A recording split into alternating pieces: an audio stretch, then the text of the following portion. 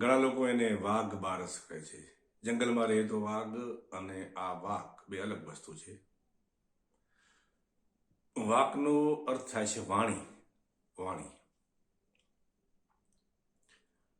પણ એનાથી જે વધારે વિસ્તૃત આપણે અર્થ કરીએ તો આ માનવ શરીર થી જે કાંઈ પ્રગટીકરણ થાય છે આપણું, આ શરીર દ્વારા જે કાંઈ પ્રગટ થાય છે અને આપણી સવારથી સાંજ સુધી બધી જ ગતિવિધિઓ છે, જે ક્રિયાકલાપો છે, એ બધાને વાક કહી શકાય. પ્રગટીકરણ આ શરીર દ્વારા થતું પ્રગટીકરણ.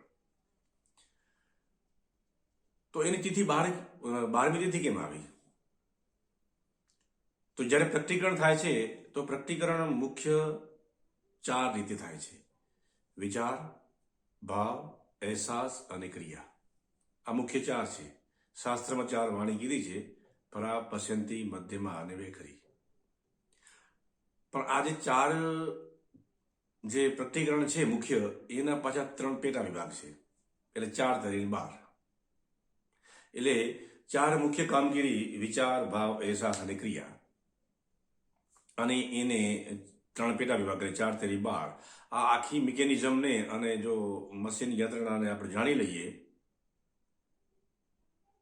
તો કાંક આપણું કામ થાય એવું છે. આ બધી વસ્તુને યાદ દેવડાવવા માટે દિવાળીના તહેવારોની અંદર વાક બારસ નામનો તહેવાર ઉમેર્યો અને આવ્યો. વાક બારસ જ કેમ આવે? વાક તેરસ કેમ ન આવી? આવતીકાલે ધનતેરસ છે, તો વાક તેરસ નહીં, યા તો ધન બારસ કેમ ન આવે?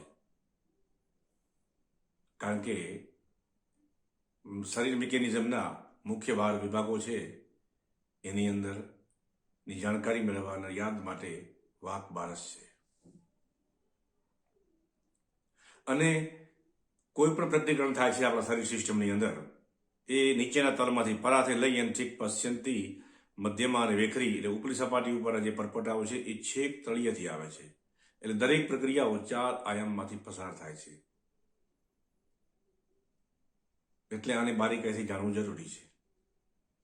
એને યાદ દેવડાવવા માટે આ વાક બારસ છે. અને જો શરીર સિસ્ટમને જાણી લીધી તો આપણી અંદર એક અવસ્થા નિર્માણ થાય છે, 13મી અવસ્થા. આ 12ને જાણી લીધા પછી એક 13મી અવસ્થા પ્રગટ થાય છે, તેને કહેવાય છે ધનતેરસ. જો એ બાહ્ય રીતે પ્રગટ થાય તો એ ધન કહેવાય, અને અંદર પ્રગટ થાય તો એને શ્રી કહેવાય. પણ અહીં આપણે અર્થ કરશું બધું જ શુભ. જો મશીનની મિકેનિઝમને આપણે એના 12 વિભાગોને પરફેક્ટ જાણી લીધા તો આપણી અંદર એક પ્રકારની શુભતા પ્રગટ થાય છે. તો અહીં શુભતાનો અર્થ છે ધન અથવા તો શ્રી. એ 13મું પરિબળ છે.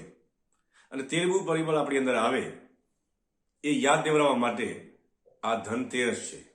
અને એમાં જે શુભ પરિણામો છે, ધન, પૈસા, મકાન, સોના, ચાંદી વગેરે વગેરે પ્રોપર્ટીઓ, આ બધી જ શુભતા આપણી પાસે છે, એનું પૂજન કરવું અને એનું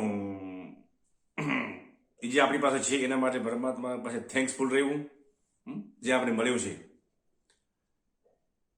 એની યાદ દેવડાવે છે. મારી પાસે પૈસા છે, મારી પાસે સોનું છે, ચાંદી છે, બિઝનેસ છે, ખેતર, ફેક્ટરી, બધું છે. એ મારી પાસે છે, એનું પૂજન, ધનનું પૂજન.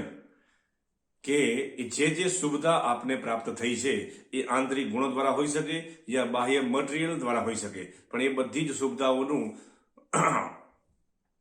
એક થેન્ક્સફુલ પ્રમાણે આપણે એની કૃતજ્ઞતા વ્યક્ત કરી અને એનું પૂજન કરવાની જે એક તહેવાર છે એ છે ધનતેરસ. એ 13મું પરિબળ છે, એટલે એ તેરસ આવી. જેવી રીતે આપણે ધનની પૂજા કરશું તો એવી રીતે આપણી અંદર પણ કોઈ સારા ગુણો પ્રગટ થયા હોય, જેને શ્રી કહેવાય છે, ઐશ્વર્ય કહેવાય છે, એનું પણ પરમાત્માને યાદ કરી અને થેન્ક્સફુલ રહેવાનું કે હે પરમાત્મા, તે મારી અંદર આ છેલ્લા 1 વર્ષની અંદર સારા ગુણો પ્રગટ કરાવ્યા. એ પણ મારા માટે એક પ્રોપર્ટી જ છે અને ધન જ છે. તો હું પણ એનું પણ એક પૂજન કરું છું. તો આપણે આ વાક બારસ અને ધનતેરસ ના એસોટેરિક અર્થને આપણે સમજ્યા.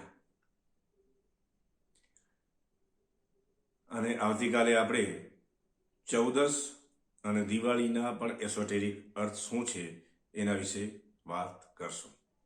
ધન્યવાદ.